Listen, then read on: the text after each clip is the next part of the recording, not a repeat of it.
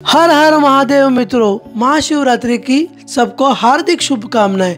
मैं आपका होस्ट अमोल जाधव आप सबका स्वागत करता हूं इस स्पेशल वीडियो में। आज का जो हमारा वीडियो है वो है हमारे देश के प्रसिद्ध 12 ज्योतिर्लिंगों के बारे में। महाशिवरात्रि के दिन देश भर के सभी शिव मंदिरों में भक्तों की भीड़ लगी रहती है। शिव जी के 12 ज्योतिर्लिंगों में महाशिवरात्रि के दिन खास कार्यक्रमों का आयोजन किया जाता है। माना जाता है कि इन 12 जगहों पर शिव जी ज्योति के रूप में विराजमान है।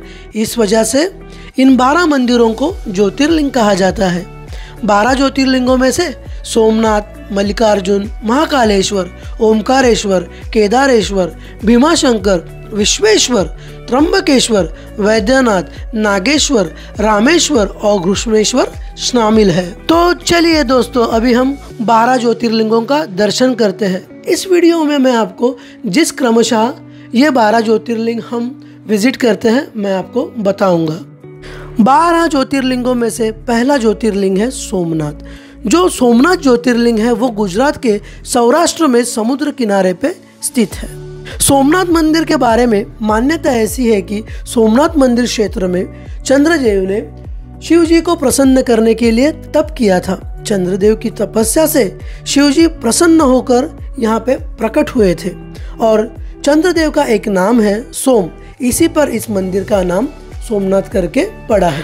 12 ज्योतिर्लिंगों के इस सूची में दूसरा जो ज्योतिर्लिंग आता है वो है मल्लिकार्जुन ज्योतिर्लिंग। मल्लिकार्जुन ज्योतिर्लिंग आंध्र प्रदेश के कृष्णा जिले में कृष्णा नदी के किनारे पर श्रीशैल पर्वत पर बना है।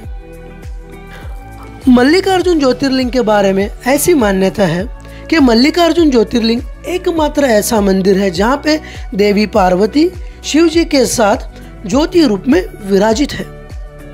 यहाँ के दर्शन करने से ही अश्वमेध यज्ञ के समान पुण्य की प्राप्ति होती है। 12 ज्योतिर्लिंगों में जो तीसरा स्थान है वो महाकालेश्वर जी का है। महाकालेश्वर ज्योतिर्लिंग मध्य प्रदेश के उज्जैन में स्थित है। महाकालेश्वर के पास शक्तिपीठ हरिसिद्धि मंदिर भी स्थित है।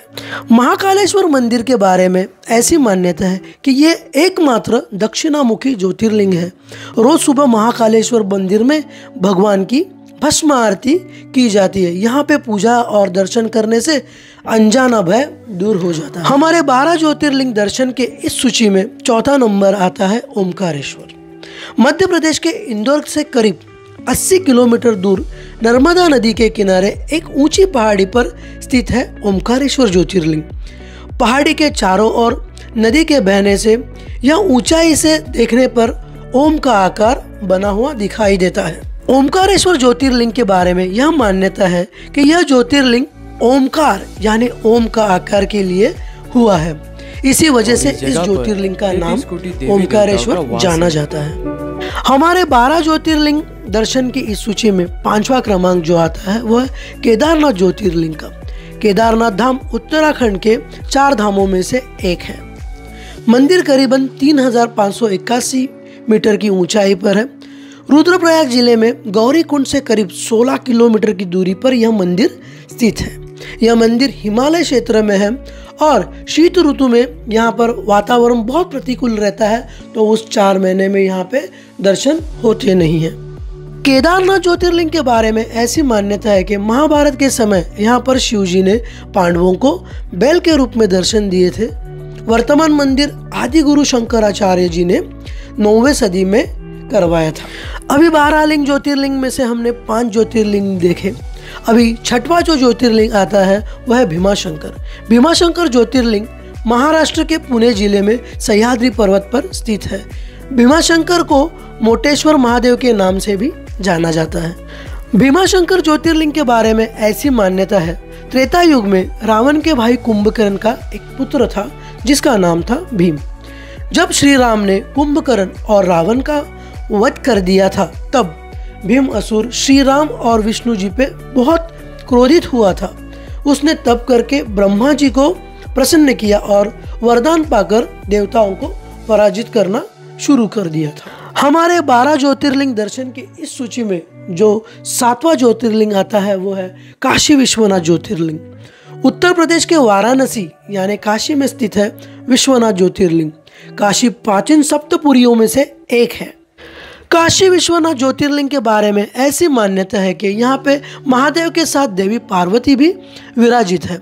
यहाँ देवर्षि नारद के साथ अन्य सभी देवी देवता आते हैं और शिव जी की पूजा करते हैं। इस क्षेत्र के बारे में ऐसे कहा जाता है कि काशी क्षेत्र में जहाँ पे जिसकी मृत्यु होती है उसे मोक्ष प्राप्त होता है। हमारे 12 ज्योतिर्लिंग दर्शन की इस सूची में 8वां ज्योतिर्लिंग जो आता है वह है महाराष्ट्र का त्र्यंबकेश्वर। महाराष्ट्र के नासिक जिले में स्थित है त्र्यंबकेश्वर मंदिर। त्र्यंबकेश्वर के पास ही ब्रह्मगिरी पर्वत है। इसी पर्वत से गोदावरी नदी का उगम होता है। त्र्यंबकेश्वर ज्योतिर्लिंग के बारे में ऐसी मान्यता है कि यहाँ पे जो शिवलिंग है उसमें ब्रह्मा, विष्णु और महेश की पूजा की जाती है। इस क्षेत्र में गौतम ऋषि ने शिव जी को प्रसन्न करने के लिए तप किया था और उनकी तपस्या से प्रसन्न होकर शिव जी यहाँ पे प्रकट हुए थे। तभी से ही यहाँ पे शिव जी को ज्योति स्वरूप में पूजा जाता है। हमारे 12 ज्योतिर्लिंग दर्शन की इस सूची में 9वां क्रमांक का जो ज्योतिर्लिंग आता है वो है वैद्यनाथ। वैद्यनाथ ज्योतिर्लिंग को लेकर कई मतभेद है। महाराष्ट्र का वैद्यनाथ मंदिर और झारखंड का वैद्यनाथ मंदिर, ऐसे 2 वैद्यनाथ मंदिर है जहाँ पे वैद्यनाथ देव की पूजा की जाती है। वैद्यनाथ ज्योतिर्लिंग के बारे में ऐसी मान्यता है कि त्रेता युग में रावण शिव जी का परम भक्त था। वह हिमालय में शिवलिंग बनाकर शिव जी की आराधना करने लगा। उसके तप से शिव जी प्रसन्न हुए और रावण ने शिव जी से एक वर मांगा कि मैं ये जो स्थापित शिवलिंग है यह मैं लंका ले जाऊंगा और लंका में स्थापित करूंगा। इसे शिव जी ने उनको वर तो दे दिया, लेकिन एक शर्त रखी कि शिवलिंग जहां पर तुम रखोगे वहीं तुम्हें शिवलिंग स्थापित करना होगा। और रावण ने इस बात को मान लिया। रावण शिवलिंग उठाकर लंका की ओर ले जा रहा था, तभी रास्ते में उसकी गलती से शिवलिंग नीचे रखा गया और वहीं पे शिवलिंग स्थापित हो गया। उसके बाद रावण ने बहुत कोशिश की, लेकिन शिवलिंग वह उठा नहीं पाया और रावण अकेले ही लंका चला गया। उसके बाद सभी देवताओं ने वहाँ पर ही शिवलिंग की पूजा की और उसके बाद ही वहाँ पे बैजनाथ ज्योतिर्लिंग की स्थापना हुई। हमारे 12 ज्योतिर्लिंग के इस सूची में 10वें क्रमांक का जो ज्योतिर्लिंग आता है वह है नागेश्वर। नागेश्वर ज्योतिर्लिंग गुजरात के द्वारका में स्थित है। द्वारका से लगभग 17 मील की दूरी पे नागेश्वर ज्योतिर्लिंग है। नागेश्वर ज्योतिर्लिंग के बारे में ऐसी मान्यता है कि शिव पुराण के रुद्र संहिता में शिव जी का एक नाम नागेशन दारुका ने बताया गया था। शिव जी नागों के देवता है और नागेश्वर का पूर्ण अर्थ होता है नागों के ईश्वर।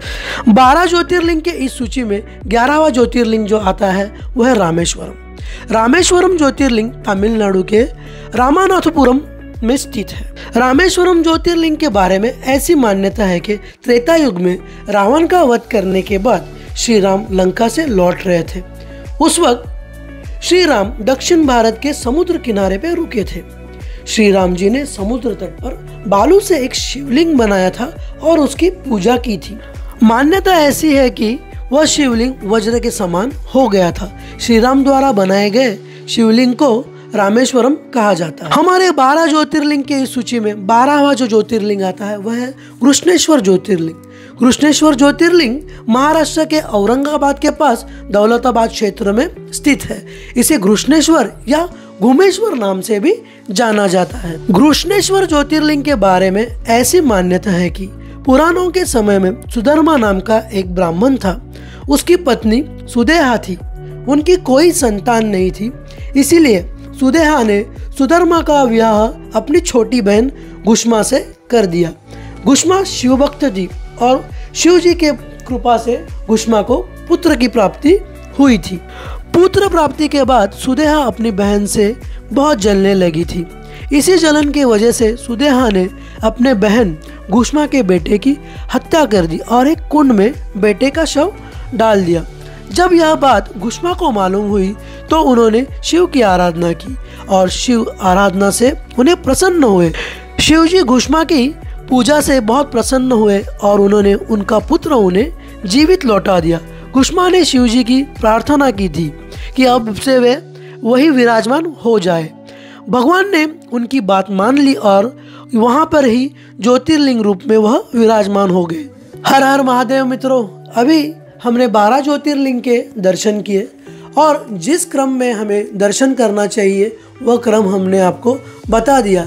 मैं आशा करता हूँ कि ये आपको वीडियो जो इन्फॉर्मेशनल वीडियो है वो पसंद आया होगा।